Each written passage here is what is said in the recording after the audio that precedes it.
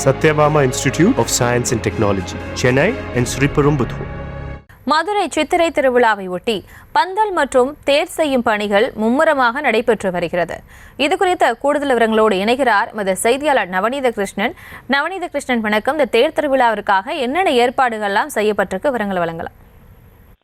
சித்திரையில் முத்திரை பதிக்கும் ஒரு நிகழ்வாக தென் தமிழகத்தில் மிக முக்கிய மாவட்டமாக இருக்கக்கூடிய மதுரை மாவட்டத்தை பொறுத்தவரை பார்த்தோமேனால் மன்னர் திருமலை நாயக்கருடைய காலகம் தொட்டு சைவ வைணவ மதத்தை ஒன்றிணைக்கும் வண்ணமாக நடைபெறக்கூடிய ஒரு மிகப்பெரிய திருவிழாவாகவே இந்த சித்திரை திருவிழா பார்க்கப்படுகிறது. உலக பிரசித்தி பெற்ற அருள்மிகு மீனாட்சி சுந்தரேஸ்வரர் ஆலயத்தில் வருடத்தில் 365 நாட்களுமே விழாக்கோலம் பூண்டிருக்கக்கூடிய வேளையிலே மிக முக்கிய நிகழ்வாக பார்க்கக்கூடியது பார்த்தோமேனால் இந்த சித்திரை திருவிழா. வரும் 29ஆம் தேதி பார்த்தோமேனால் கொடியேற்றத்துடன் கோலாகலமாக தொடங்க உள்ள இந்த சித்திரை திருவிழாவில் தொடர்ந்து பட்டாபிஷேகம், திக்கு விஜயம், அதனைத் தொடர்ந்து சிகர நிகழ்வான மீனாட்சி சுந்தரேஸ்வரர் திருக்கல்யாணமானது மே மாதம் 8ஆம் தேதி நடைபெறுகிறது. அதனைத் தொடர்ந்து மாசி வீதிகளிலே லட்சோப லட்சம் மக்கள் வடம்பிடித்து இழுக்க அன்னை மீனாட்சி ஒரு தேரிலும் சுந்தரேஸ்வரர் பிரியாவிடையிலும் ஒரு தேரிலும் மே 9ஆம் தேதி எழுந்தருள விளைக்கிறார். இந்த நிலையில் பார்த்தோம்னால் மாசி வீதி பகுதிகளில் இருக்கக்கூடிய மீனாட்சி சுந்தரேஸ்வரர் எழுந்தள்ளக்கூடிய அந்த திருப்பேரானது தயார் செய்யும் பணிகளானது தற்போது நடைபெற்று வருகிறது. அது ஒரு புறம் இருக்க திருக்கல்யாண வைபவம் மட்டுமல்லாது அனைத்து வைபவங்களுக்குமே வரக்கூடிய பக்தர்கள் உள்ளே நடக்கக்கூடிய நிகழ்வுகளை காணும் வண்ணம் கோயில் நிர்வாகம் சார்பாக